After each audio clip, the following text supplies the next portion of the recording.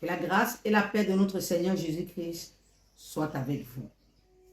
Aujourd'hui, nous avons l'opportunité, nous avons eu le privilège, oui, moi et ma famille, d'être conviés à ce moment d'édification. Je parle de ma famille, pourquoi?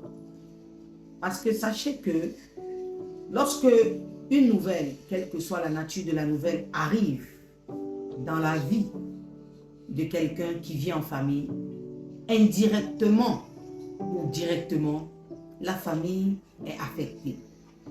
Comme pour dire, aujourd'hui, nous avons ce grand privilège de partager avec vous un enseignement sur la question de la Bible. Un enseignement encore de plus, ah oui, bien évidemment, de plus. Certains pourraient qualifier cet enseignement encore comme un enseignement qu'on peut qualifier de bavardage. Oui. Pourquoi est-ce que nous prêcherons encore? Pourquoi est-ce que nous pouvons encore dire quelque chose sur quelque chose qui a déjà été dit? C'est la question que beaucoup de personnes peuvent se poser. Ils n'ont pas tort. Mais ce que vous devez savoir est que la question de la connaissance ou encore la question de la Bible est une question qui nous donne d'évoluer. Non pas parce que la connaissance elle est progressive, non. Parce que c'est l'homme qui, au jour du jour ou de jour en jour, découvre ce qui avait déjà été depuis le commencement. Parce que la parole n'a jamais changé. La parole est éternelle. Souvenez-vous de ce cantique à l'école du dimanche, que tout peut passer, tout peut changer, mais la parole de Dieu ne change pas. Effectivement, aujourd'hui, il m'a donné l'occasion de parler encore une fois de plus sur la question de la femme. Et pour sous-thème, j'ai intitulé la théologie de la femme. Pourquoi encore la question de la femme? Vous devez savoir que nous ne sommes pas les premières personnes à penser ou à repenser la question de la femme. Des organismes et des organisations ont vu le jour et ont déjà commencé certaines batailles sur l'égalité des sexes, l'égalité entre l'homme et la femme et tout ce que vous savez autour de la femme. Mais aujourd'hui, la question que vous devez vous poser est de savoir, est-ce que à un certain moment donné de l'histoire, on est allé aux origines ou au début de l'histoire de la femme? Écoutez-moi très bien, vous ne pouvez pas comprendre une chose, vous ne pouvez pas cerner totalement une chose si vous n'êtes pas allé au début. Et quand vous allez au début, ce que vous allez trouver au début, c'est ce qui avait été dit depuis le début. Et vous allez aussi trouver celui qui a dit de la chose au début. Qu'est-ce que je suis en train de dire? Je suis en train de dire que la question de la femme peut trouver des réponses dans la Bible, mais au début de l'histoire de l'humanité. Souvenez-vous, pour entrer de jeu, nous allons prendre l'un des érudits, l'un des maîtres les plus aigus, celui qui a bouleversé à son époque beaucoup de docteurs de toutes classes confondues, celui qui par sa connaissance, l'un ou bien un confrère docteur a dit que toi tu es un docteur venu de Dieu. Je parle comme ça de Nicodème avec sa rencontre avec Jésus. Il y a quelque chose de formidable qui a été dit. Nicodème a reconnu que Jésus était un docteur venu de Dieu. Pas parce que Jésus était éloquent, pas parce que Jésus était quelqu'un de si différent qu'eux, non, parce que Jésus avait une profonde connaissance des choses et ce que Jésus disait à son époque était révolutionnaire. En fait, ce que Jésus faisait à son époque avait une attitude de quelqu'un qui veut que les choses changent. Et lorsque vous voulez que les choses changent, la première des choses pour que les choses changent, c'est utiliser la chose à sa juste valeur, à sa juste convenance. La question de la femme, la théologie de la femme. Pouvons-nous parler avec certitude, sans risque de nous tromper, de la femme aujourd'hui? Pouvons-nous revoir les thèses et apporter des antithèses ou apporter encore quelque chose de plus sur la question de la femme? Je dirais oui. Je suis Madame Agnero. Que Dieu vous bénisse. La question de la femme est une question qu'on va poser à Jésus. Écoutez-moi bien. La question de la femme est une question qu'on va poser à Jésus. Je veux que vous compreniez. Pardonnez. Mais lorsqu'on pose la question de la femme à Jésus, on ne pose pas la question de la femme directement. On ne dit pas à Jésus, que penses-tu de la femme? On ne dit pas à Jésus, quelle est la pensée de Dieu pour la femme? On va plutôt dire à Jésus une histoire dont la femme est impliquée. Pour cela, nous allons prendre le livre de Matthieu chapitre 19. Cette lumière me fait un peu... Matthieu chapitre 19. Regardez. Ils arrivent devant Jésus. Au lieu de poser la question à Jésus sur « Que penses-tu de la femme ?» Nous te voyons avec des femmes. D'ailleurs, maître, ton ministère est soutenu à fort pourcentage par les femmes. D'ailleurs, maître, il y a parmi tes disciples une femme dont nous soupçonnons que tu es très rapproché. Tellement rapproché que tu es rapproché aussi de sa sœur et tu es rapproché de sa famille. Vous vous souvenez de cette histoire de la famille dont son ami était Lazare. Est-ce que vous comprenez? Donc quand on pose la question à Jésus, ils ne vont pas directement, ils vont indirectement. Vous n'avez pas compris. Ils vont indirectement. Pourquoi? Parce que naturellement, dans le contexte historique de l'époque, la femme n'est pas un sujet qu'on peut relire. La femme n'est pas un sujet qu'on peut repenser. Le sujet de la femme est déjà relu, repensé et au-dessus de tous, le sujet de la femme est frappé d'ométa. Donc, ils ne peuvent pas poser la question directement à Jésus, à cette parole faite chair. Que penses-tu de la femme? Ils ont déjà scellé le sort de la femme. Donc Jésus arrive dans des conditions historiques, culturelles, où la femme est déjà scellée. Le sort de la femme est tellement scellé que la femme n'a même pas droit à la parole dans l'assemblée. Le sort de la femme est déjà scellé au point où il y a des femmes qui meurent inutilement.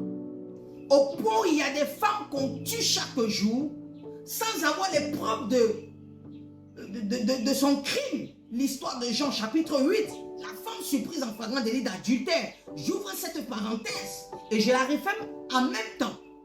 Donc Jésus arrive dans cet environnement où tout est déjà scellé. Les gens disent et ils pensent qu'ils ont déjà pensé totalement sur la question de la femme.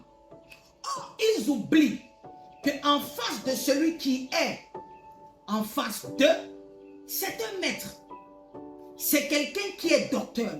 C'est quelqu'un qui a confondu les docteurs à l'âge de 12 ans. Donc Jésus, ce n'est pas le camarade de quelqu'un. Dans la matière des Écritures et des livres saints, il maîtrise la chose. Alors, maîtrisant la chose, on va lui poser une question sur la femme. Mais regardez comment on emballe la question sur la femme. Parce que je vous ai dit au préalable que le sort était déjà scellé. Matthieu chapitre 19, le divorce et le célibat. Je lis. Les pharisiens, à partir du verset 3, les pharisiens l'abordaient et dit, pour l'éprouver, est-il permis à un homme de répudier sa femme pour n'importe quel motif? Point d'interrogation. Il répondit, n'avez-vous pas lu que le Créateur au commencement fit l'homme et la femme? Et qu'il dit, c'est pourquoi l'homme quittera son père et sa mère et s'attachera à sa femme et les deux deviendront une seule chair. Je vais d'abord m'arrêter là. Alors les pharisiens sont en face de Jésus. Le sujet de la femme est emballé. Regardez bien le texte. Le sujet de la femme est emballé dans un contexte. Est contextualisé. Est-ce que vous comprenez? C'est-à-dire qu'on met la femme dans un contexte bien précis. Si vous ne comprenez pas ça, que là, la femme n'est pas présentée hors d'un contexte. Elle est présentée dans un contexte bien précis. Et le contexte est le divorce ou encore le célibat. Donc, on a l'impression qu'à chaque fois qu'on parle de la femme, il faut que ce soit dans un contexte. Notez bien, il faut que ce soit dans un contexte. Ça peut être le contexte familial, ça peut être le contexte de fiançailles, l'histoire de Marie. Par exemple, lorsqu'on a parlé de Marie, de la jeune vierge qui serait enceinte, on l'a contextualisée étant déjà fiancée à Joseph. Alors, lorsqu'on parle de la femme, la femme d'Adam, qui est Ève, vous allez voir qu'on contextualise quand elle est déjà avec Adam et on montre comment ils vont avoir des enfants. Et ici, dans Jean 19, on contextualise dans le cadre de la répudiation, c'est-à-dire on met ça dans le cadre d'un mariage qui tourne mal. Oh, je ne sais pas si je parle à quelqu'un. C'est-à-dire à chaque fois qu'on parle de la femme, il faut qu'on contextualise. Il faut qu'on trouve la situation. C'est la même chose dans Jean chapitre 8. C'est la même chose dans Jean chapitre 4. La femme samaritaine, c'est où? C'est autour du puits de Jacob. Oh my God, je ne sais pas si je parle à quelqu'un. Même sur Jean 8, la femme surprise en flagrant délit d'adultère, c'est la femme adultérienne. Mais la question qu'il fallait que vous vous posez, avez-vous déjà pensé à un seul instant de parler de la femme hors de ces contextes? Parce que parler de la femme hors de ces contextes, c'est commencer à voir la femme depuis son origine. Voir la femme depuis son origine. Je ne sais pas si je m'adresse à quelqu'un. Alors, j'étais en train de parler de... J'étais en train de révéler cet aspect où la femme est toujours contextualisée. Et la contextualisation de la femme est toujours à caractère problématique. Est-ce que vous vous rendez compte? Vous ne vous êtes jamais rendu compte? Mais lisons les Écritures. Mais lisons les histoires. La contextualisation de la femme est toujours à caractère problématique. Je n'ai pas dit qu'il n'y a pas de contextes dans lesquels la femme a été introduite qui sont glorieux. Il y a, mais c'est toujours à caractère problématique. Même l'histoire d'Esther que les chrétiens, les croyants prônent, il y a une autre femme qui est vacille, qui est chassée pour que Esther entre. Problème. L'histoire de Jean 8, problématique. L'histoire de Jean 4, problématique. Et c'est bizarre. Autour de la question de la femme et de sa contextualisation, il y a des histoires profondes qui touchent à la famille. L'histoire de Jean chapitre 4, j'aime beaucoup cette histoire. Je ne manquerai pas de le redire. Parce que les évangiles sont les textes les plus anthropologiques qui aient jamais existé. Dans la notion de l'écriture, très anthropologique. La question de Jean 4, autour de la femme samaritaine. Il y a une vieille histoire, l'histoire du puits de Jacob, où des frères sont devenus des ennemis. Au point où cette femme va dire à Jésus, ne sais-tu pas qu'entre vous et nous, vous les Juifs et les Samaritains, il n'y a pas de rapport, il n'y a pas de contact. Comment peux-tu me demander de l'or toi-même puise de l'eau. Et Jésus va lui dire, si tu savais, qui te demanderait, qui te demande de l'eau? Lorsqu'on va à Jean 8, la question de cette femme, pourquoi on la lapide? Pourquoi on la tue? Pourquoi on la crucifie? Pourquoi on l'élimine? Pourquoi on enlève le mal? Qu'est-ce qui se passe d'après vous? Pour que cela se passe? La Bible dit qu'il faudrait qu'il y ait le témoignage de certaines personnes et que la personne surprise en flagrant délit d'adultère doit être accompagnée de son coupable. Mais cette femme n'a pas de partenaire de crime. Le monsieur est inexistant. Ça touche maintenant une autre question fondamentale du pouvoir de l'homme sur la femme, au point où on peut encore aller chercher au fond en disant le péché de l'homme est pardonnable et celui de la femme ne sera jamais pardonnable. C'est-à-dire qu'il y a des histoires sous-jacentes enfouies dans l'histoire de la femme. Voilà pourquoi Jésus, la parole faite chair, sachant cela, va dire, et je le crois et je peux le déclarer, que Jésus va dire quelque chose d'extraordinaire. Que cette femme-là, dans ses origines, dans sa profondeur, sa contextualisation, c'est elle mon épouse. C'est elle l'église. Donc au-delà de cette façon de voir, ces histoires cachées, histoires de pluie, histoires... Est-ce que vous ne vous êtes jamais rendu compte que vous êtes marié à un homme? On est d'accord? Vous êtes marié à un homme, et puis il se lève le matin, il peut vous répudier. Mais attendez, c'est ce qu'il pose à Jésus. Est-il permis à un homme de répudier sa femme pour n'importe quel motif? C'est-à-dire aujourd'hui tu as couché avec ta femme et tu as vu que le goût d'aujourd'hui n'est pas pareil au goût d'hier. On peut divorcer. C'est-à-dire aujourd'hui tu as regardé ta femme, tu as goûté à son mets et tu te rends compte que la façon dont elle a préparé le mets d'aujourd'hui est différent d'hier. Est-ce qu'on peut divorcer? Est-ce que vous ne comprenez pas qu'il y a ce qu'on appelle une... Je cherche le mot. Il y a comme une légèreté. Il y a comme une façon très légère de parler de la femme. Voilà pourquoi il est important d'écouter le Maître Jésus. Jésus va dire, ce n'est pas moi qui dis, il va dire dans Matthieu 19, permettez-moi de lire, il dit, il répondit, n'avez-vous pas lu que le Créateur au commencement fit l'homme et la femme? Est-ce que vous n'avez pas lu que le Créateur au commencement, c'est-à-dire dans une contextualisation qui est hors de la contextualisation que vous avez contextualisé la femme, il fit l'homme et la femme. Il a fait l'homme et la femme. C'est comme s'il a additionné. Parce que c'est comme l'addition. Il a fait l'homme et il a fait et la femme. Il n'a pas créé d'abord l'homme avant de créer la femme.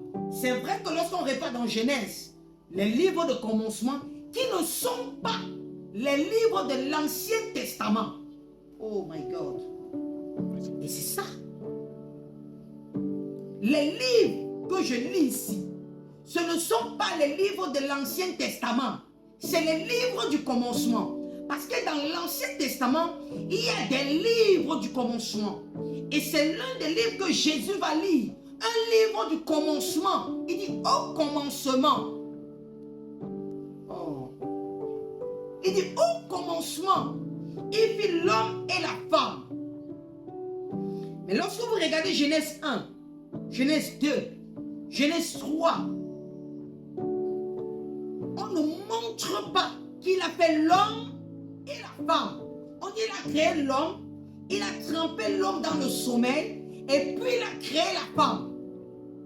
Donc Jésus nous ramène au commencement pour pouvoir commencer à faire la théologie de la femme. Il veut remettre les pendules à l'heure sur la question de la femme. Il veut commencer à présenter le message qui était depuis le commencement, qu'ils ont fini par déformer sur la femme ou sur la question de la femme. Parce que le message du commencement sur la femme a toujours été déformée.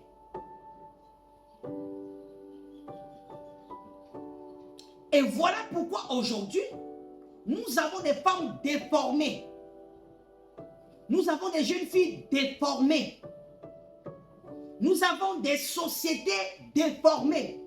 Parce que si vous unissez, ou vous vous unissez avec quelqu'un qui est déformé, je vous assure, puisque l'éducation des enfants sont le plus souvent dans nos sociétés remises dans la main des femmes, nous aurons des familles déformées, des enfants déformés, des frères déformés, des fratries déformées, des relations déformées. Alors Jésus dit, allons au commencement. Parlons de cette femme du commencement. Attendez, maître, tu es tellement ingénieux. Pourquoi Jésus, on te pose la question et puis tu ne réponds pas directement? Si je te dis, m'aimes-tu? Tu dois répondre comment? Oui, je t'aime. Pourquoi je te dis, m'aimes-tu? Et tu vas dire, tu te souviens quand je suis allé te chercher chez tes parents? Je t'avais trouvé quelque part là-bas. Tu commences à raconter toute l'histoire de votre rencontre pour finir dire, je t'aime. C'est parce qu'il y a des choses qui doivent être connues, qui ne sont pas connues et qui sont restées au commencement. Écoutez-moi très bien. Femme d'ici et d'ailleurs, l'heure est arrivée. Et l'heure est déjà là. Où Dieu veut ajuster les choses. Dieu veut mettre les choses de façon à ce qu'elles travaillent en symbiose.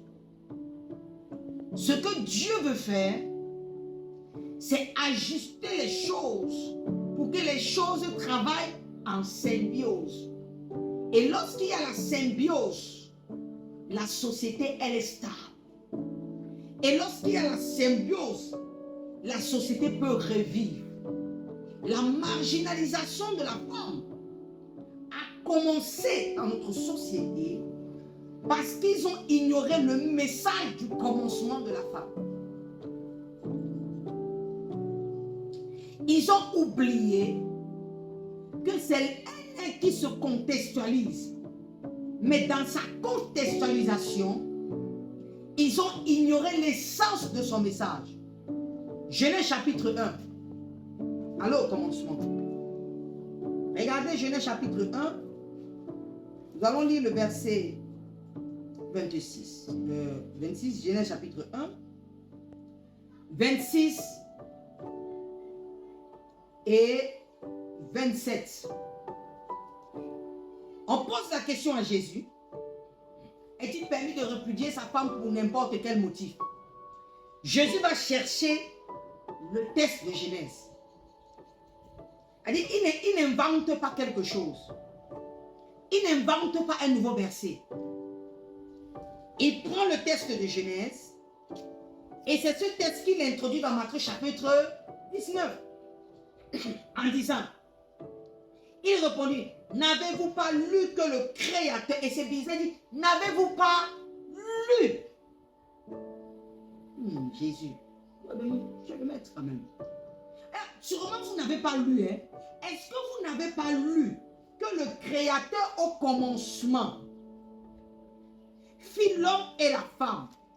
Ok, donc Jésus est en train de dire, n'avez-vous pas lu le livre de Genèse chapitre 1, versets 26 à 27, qui dit, Dieu dit, faisons l'homme à notre image, selon notre ressemblance, pour qu'il domine sur les poissons de la mer, sur les oiseaux du ciel, sur le bétail, sur la terre, et sur tous les reptiles qui rampent sur la terre. Verset 27. Dieu créa l'homme à son image, il le créa à l'image de Dieu, virgule, homme et femme, il les créa. C'est ce verset-ci que Jésus reprend. Il a dit, est-ce que vous n'avez pas lu cela? Mais lorsque vous voyez ce verset, lorsqu'on va contextualiser le verset que Jésus reprend dans le contexte où il se trouve, c'est deux contextes différents. Là-bas, on a parlé de la répudiation, tout ce qui travaille le célibat. Mais ici, on est dans un phénomène de gestation de création. C'est-à-dire Dieu pense la femme. Ce n'est pas l'homme qui pense la femme. Pourquoi je le dis? J'ai suivi une vidéo et que le Saint-Esprit me rappelle, afin que je puisse utiliser les propos même de cette dame. La dame disait quelque chose qui paraissait beau, qui paraissait vrai, mais qui était problématique. Elle dit que la femme est arrivée, écoutez-moi très bien, c'est-à-dire, ça paraît très beau, mais c'est très erroné. En fait, je ne veux pas dire erroné, c'est limité. Elle dit, la femme est arrivée parce que l'homme était dans le besoin. Donc si l'homme n'avait pas senti le besoin, la femme ne devait pas arriver. Bon. Je dis ou bien j'arrête. La dame dit que la femme, que nous les femmes, nous sommes arrivés parce que l'homme a ressenti un manque. Donc si l'homme n'avait pas ressenti le manque, la femme ne devait pas arriver. Ce que vous oubliez est qu'avant le manque de l'homme, il a été dit par le Créateur, faisons. Jésus va faire quelque chose d'extraordinaire. Il va parler du faisons. Et j'ai expliqué que ce que Jésus dit, écoutez-moi très bien, ce que Jésus dit par rapport au contexte dans lequel on a dit est diamétralement opposé. On a dans Matthieu un contexte où on choisit la femme, où certains pensent même qu'on peut répudier la femme pour n'importe quoi, pour un saut d'humeur, pour un désir qu'on ne ressent plus. Cette lecture que ces contemporains avaient de la femme, Jésus ramène ou répond à cette lecture qu'ils avaient de la femme par la lecture ou la toute première, la lecture éternelle de Dieu pour la femme au commencement, en disant, et Dieu dit, faisons l'homme à notre image et à notre ressemblance. Et il va les créer homme et femme. Là, c'est la toute première lecture. La façon de voir la femme, la façon de percevoir la femme, la façon de comprendre cette entité spirituelle devenue chair. La façon de, comment on dit, d'attraper cet enseignement de Dieu. Parce que la femme, c'est un enseignement de Dieu. Oui. La femme, c'est un enseignement de Dieu. La façon de réfléchir sur la femme. La façon de faire une mise en parallèle entre comment vous avez déformé et ce qui était au départ. Écoutez-moi très bien. La majorité des problèmes que les femmes ont aujourd'hui dans leur vie personnelle et dans tout ce qui contribue à leur vie, à leur piété, est due à une déformation du message du commencement de la femme. Une mauvaise théologie du commencement qui a fait en sorte qu'aujourd'hui, cette mauvaise théologie du message de la femme se retrouve aujourd'hui dans l'église et dans la bouche des prédicateurs. Et certains prédicateurs le disent même, au nom de Dieu, je parle de la part de Dieu, mais déformant le message du commencement. J'aimerais vous inviter à prendre un temps de repos, de full stop, et de dire, Seigneur, reconnecte-moi. Parce que beaucoup de femmes souffrent. La Bible est pourtant claire. Mon peuple est détruit parce qu'il manque la connaissance. La plus grande des souffrances qu'on a imposée à la femme, c'est d'avoir refusé de lire le livre du commencement qui concerne la femme. Soyez connectés. La prochaine vidéo ou le prochain live sera encore plus révélateur. Je suis et je demeure Madame Aniro. Que Dieu vous bénisse. Shalom.